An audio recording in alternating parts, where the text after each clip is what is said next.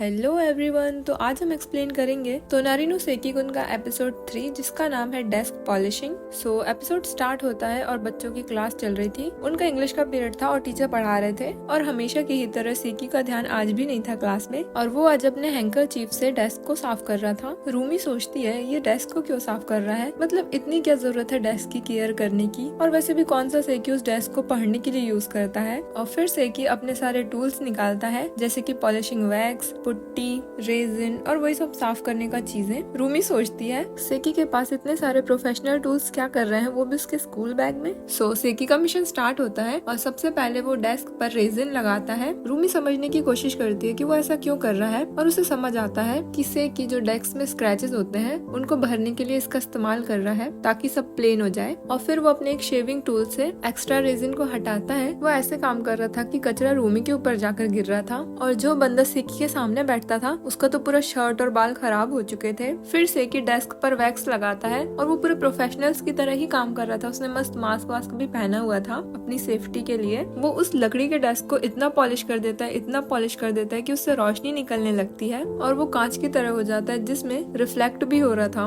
और अब सेकी बहुत खुश हो जाता है क्योंकि उसका मिशन कंप्लीट हो गया। उसने डेस्क को पूरा मिरर की तरह ही कर दिया था जिसमें रिफ्लेक्शन भी बहुत क्लियर दिख रहा था। सो क्लास आगे बढ़ती है, टीचर पढ़ा रहे थे और रूमी भी पढ़ रही थी, पर फिर उसकी नजर सेकी पे पड़ती है जो कि उसी की तरफ देख रहा था। सेकी का प्लान था कि वो रूमी की डेस्क को भी चमका देगा, पर वो उसे ऐसा करने से मना कर देती है। सेकी तो उसे पैसे भी देता है अपनी डेस्क पॉलिश करवाने के। सोचो, काम भी खुद कर रहा है और पैसे भी खुद दे रहा है, पर फिर वो उसी सिक्के को चमका कर देता है। पर रूमी तब भी उसे मना ही करती है और रूमी उसे क्लास में ध्यान देने के लिए कहती है। थोड़ा टाइम बीत जाता है और टीचर पढ़ा ही रहे होते हैं। रूमी भी अपना ध्यान पढ़ाई में लगाती है, पर फिर उसे साइड से आवाज आती है। असल में सेकी अपनी डेस्क को ही घिसे जा रहा था, पर उसका काम ऑलरेडी हो चुका था तो वो काफी बोर हो रहा था और उसे और कोई काम चाहिए था, पर रूमी उसे करने नहीं दे रही थी। रूमी भी ये चीज नोटिस कर लेती है और उसे सेकी के लिए काफी बुरा लग रहा था, इसलिए फिर वो अपना पेंसिल बोर्ड निकालती है और उसे दे देती है पॉलिश करने के लिए। सेकी ये देखकर बहुत ज्यादा खुश हो जाता है और वो दोबारा अपने काम में लग जाता है। वो बहुत शिद्दत से उसे चमका रहा था जैसे उसे इस चीज के लिए पैसे मिलने वाले हैं। दूसरी तरफ रूमी भी सेकी के लिए खुश थी। वो सेकी को ऐसा करते हुए देखते ही रहती है और फिर वो मन में कहती है सेकी ऐसा करते टाइम बहुत क्यूट लगता है। फिर सेकी का पॉलिशिंग का काम हो जाता है और वो रूमी का पेंसिल बोर्ड उसे वापस कर देता है। रूमी देखती है उसका पेंसिल बोर्ड इतना चमक रहा था कि जैसे वो तो मिरर ही हो, पर फिर उसे करंट फील होने लगता है स्टैटिक इलेक्ट्रिसिटी की वजह से। तो जैसे कि हम सभी ने बचपन में ये तो किया ही होगा कि अपने बालों में स्केल से रब करना, और फिर जब उसे पेपर के टुकड़ों के सामने ले जाते थे तो सारे पेपर उसमें चिपक जाते थे। तो ये भी एक स्टैटिक इलेक्ट्रिसिटी का एग्जाम्पल है और इसी वजह से रूमी के सारे बाल उड़ने लगते हैं और वो थोड़ा चिल्ला देती है जिसकी वजह से टीचर भी सुन लेते हैं और उससे पूछते भी हैं क्या कुछ हुआ है रूमी, पर रूमी कह देती है कि वो ठीक है। और अब रूमी के सारे बाल खराब हो चुके थे इसलिए उसे सेकी पर बहुत गुस्सा आता है और जब वो उसकी तरफ देखती है तो उसे पता चलता है कि सेकी का भी यही हाल है। और बस ये एपिसोड यहीं पर खत्म हो जाता है। तो कैसा लगा ये एपिसोड आपको कमेंट सेक्शन में जरूर बताना, और